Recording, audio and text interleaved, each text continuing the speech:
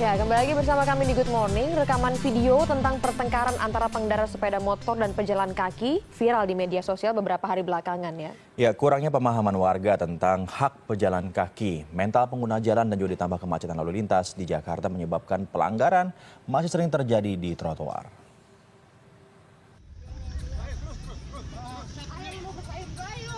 Keributan antara komunitas pejalan kaki dengan pengendara sepeda motor yang terjadi di Kebon Sirih, Jakarta Pusat, 14 Juli 2017 ini viral di media sosial.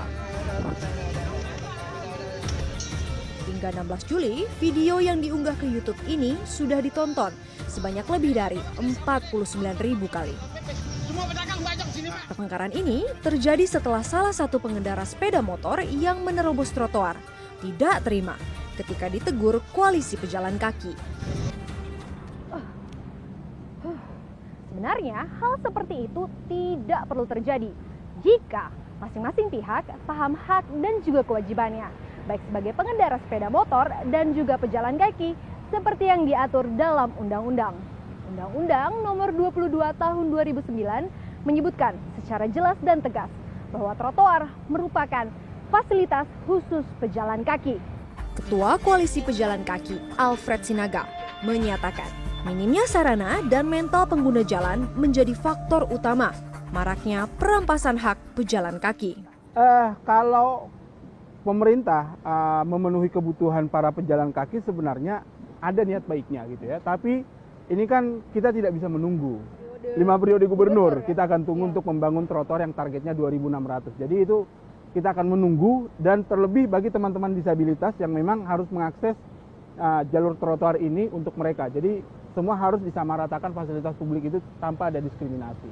Saya coba bertanya pada beberapa warga di Jakarta, apakah hak-hak mereka sebagai pejalan kaki sudah terpenuhi?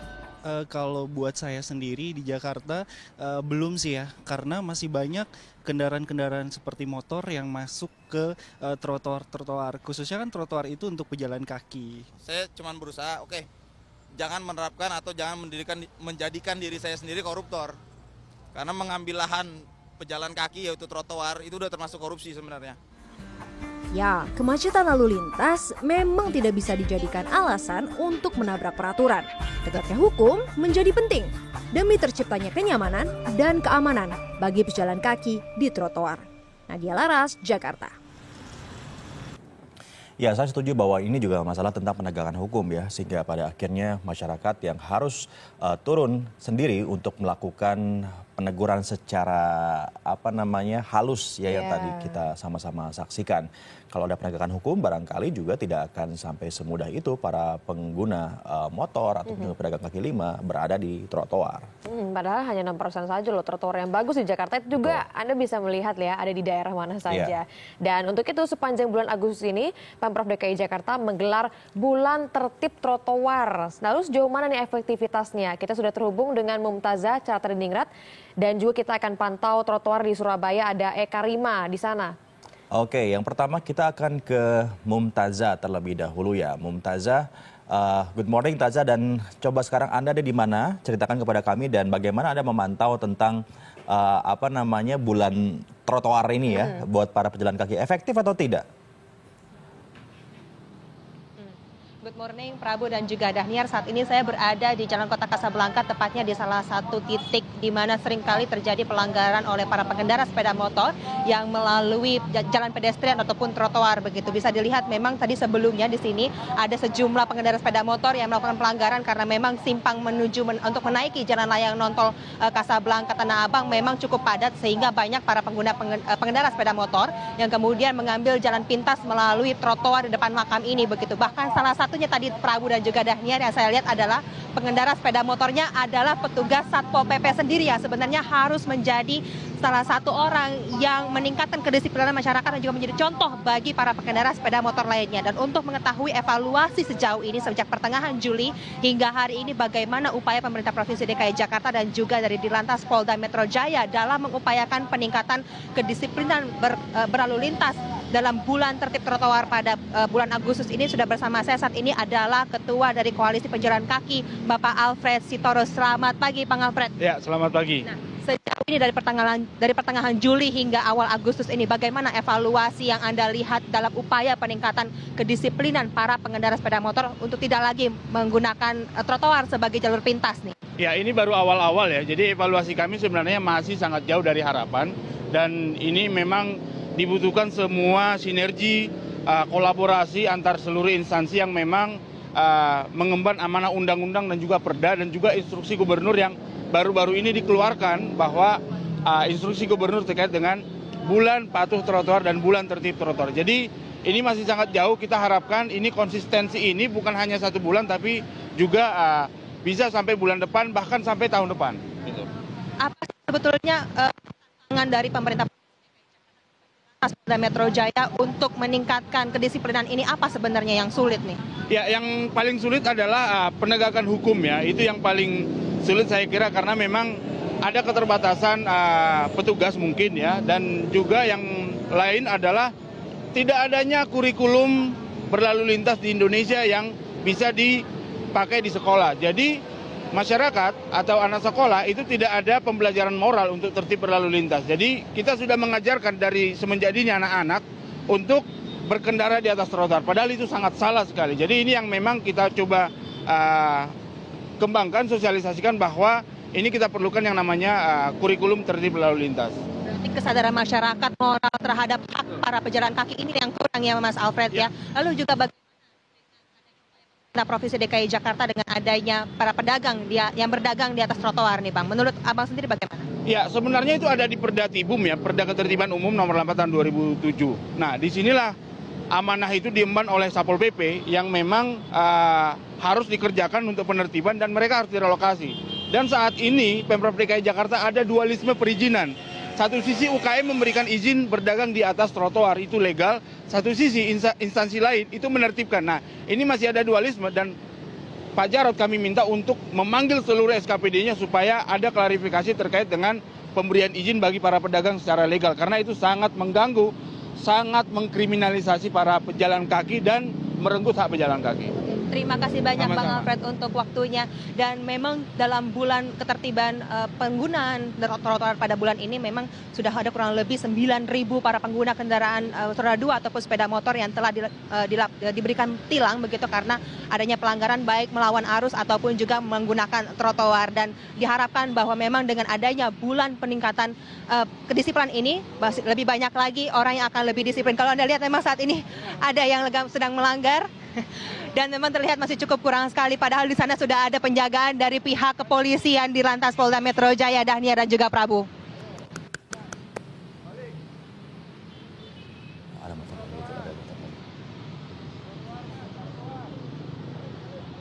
Oke, Taza, Dilihat kalau ini saat ini yang sedang Dahniar dan terjadi di juga sana Prabu ya. adanya. Ya, ini ada pengguna ojek online begitu yang kemudian melalui jalur trotoar sebagai jalur alternatif, padahal di dekat sini sudah ada pihak kepolisian dari Ditlantas Polda Metro Jaya dan juga dari Satpol PP begitu. Jadi kalau dilihat memang cukup tidak efektif sebenarnya penjagaan di kawasan ini. Bayangkan memang di Jakarta dengan luasnya seperti ini, penjagaan seperti apa sehingga memang pelanggaran masih kerap terjadi, Prabu Dahniar. Oke, baik Mumtazah, jadi kalau kita perhatikan ya hingga hari tadi atau pagi ini saja masih ada pelanggaran yang terjadi, padahal sebenarnya Pemprov sudah mencanangkan bulan trotoar ya. Iya. Nah, tentu kita bertanya-tanya tentang tadi yang Anda sempat juga sebutkan, pengawasannya jadi seperti apa nih? Jangan-jangan ini hanya bulan trotoar yang dicanangkan begitu saja, tetapi tidak ada implementasinya. Nah ya. itu dia ya, masih sebulan ya, jadi harus segera didisiplinkan. Nah coba kita akan pantau di Surabaya, kami akan ajak Anda, karena kalau kita bicara soal trotoar nih, dengar-dengar bahwa trotoar di Surabaya ini juga cukup baik dibandingkan dengan Jakarta. Apa betul demikian, Eka? Ya, Daniar dan Prabu, jika kita bicara tentang trotoar, memang benar sekali. Trotoar di kota Surabaya ini menjadi potret salah satu keberhasilan pemerintah kota Surabaya. Dan sekitar 80% dari luas wilayah trotoar yang berada di kota Surabaya ini sudah dalam kondisi yang cukup baik, enak dipandang, dan juga nyaman untuk digunakan. Seperti saya ingin menunjukkan kepada Daniar dan juga Prabu yang di sini kita bisa melihat trotoar ini tidak sengaja dibuat variasi seperti ini. tetapi ini ada fungsinya, yakni trotoar ini digunakan sebagai teman-teman atau pengguna jalan tunanetra, sehingga ketika mereka melalui jalan ini mereka bisa berjalan dengan nyaman, mengetahui garis lurus, sehingga ketika mereka berbelok juga ada tanda di sana yang menunjukkan tanda membelok, sehingga tidak sampai menuju ke jalan raya, sehingga membahayakan keselamatan dari pengguna jalan itu sendiri. Selain itu juga kita bisa melihat di sini pohon-pohon juga diberi ruang sekitar 1 meter persegi sehingga air masih bisa masuk, sehingga kita bisa melihat kondisi pohon yang berada di sekitar trotoar ini kondisinya masih cukup baik, subur, rindang, dan nyaman sekali bagi pengguna jalan yang melalui trotoar di kota Surabaya ini. Luasnya pun juga sangat nyaman sekali, Daniar. Jika saya menghitung ini ada sekitar 4 meter sampai 4,5 meter luas dari ini. Dan setiap hari ada petugas yang khusus ditugasi untuk membersihkan trotoar-trotoar yang berada di wilayah Pemkot Surabaya ini. Selamat pagi Pak Umar. Selamat pagi. Dari tadi saya ngelihat kayaknya mengelilingi Balai Kota Surabaya ini yang bersihkan. Apa tugas Bapak ini? Ya, untuk nyapu juga plus ngepel gitu Pak. Itu. Kita dari Dinas Kebersihan dulu DKP, sekarang DKRTH gitu. Selama sehari itu sampai berapa kali dan berapa lama? Kalau kita biasanya sampai jam 10, habis gitu kita rehat, kita kontrol lagi, kalau ada yang rusuh kita pel lagi gitu. Selain untuk ngepel, sebenarnya fungsi alat ini apa Pak? Khusus buat ngepel Pak, khusus buat ngepel. Kalau kita juga punya yang khusus debu juga ada, tapi kita ini untuk pedestrian. Baik, terima kasih Bapak. Dan Daniar, sebenarnya jika saya bercerita atau bertanya-tanya kepada Bapak Humam ini, memang dia salah satu petugas yang bertugas untuk mengepel, tapi sebenarnya hanya di wilayah Balai Kota Surabaya saja yang diberi alat seperti ini untuk melakukan pengepelan, sementara untuk di wilayah lain masih manual sekali, yakni menggunakan semprotan dan juga menggunakan sapu. Ada sekitar 5 petugas yang akan membersihkan hampir di seluruh wilayah trotoar yang berada di Kota Surabaya, dan ini juga dimasukkan dalam peraturan pemerintah Kota Surabaya nomor 7 tahun 2000, di mana yang berisi tentang aturan-aturan penggunaan jalan di Kota Surabaya, dan jika ada yang melanggar maka pihak Kasatpol PP atau juga pihak Dinas Perhubungan Kota Surabaya akan memberikan sanksi kepada pengguna jalan yang melakukan pelanggaran tersebut dengan hukuman sekitar 1 bulan kurungan, kemudian denda Rp1.000.000. Ini peraturan ini sudah diterapkan sejak tahun 2000 lalu dan sejak masa kepemimpinan Bambang Deha, bukan hanya pada masa kepemimpinan Tri Risma hari ini saja. Daniar dan Prabu.